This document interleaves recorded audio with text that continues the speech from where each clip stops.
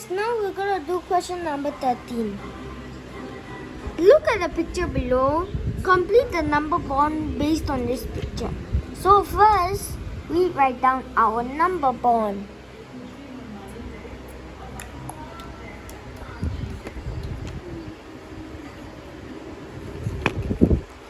And we write down 7. So guys, in order for us to do this question, we also can do this. We can count the number of pineapples in total and in this bracket. Okay? So, let's count this. 1, 2, 3, 4, 5. So, 5. And over here is 2. So 5 plus 2. Alright. 5 put in our heads. 2 fingers.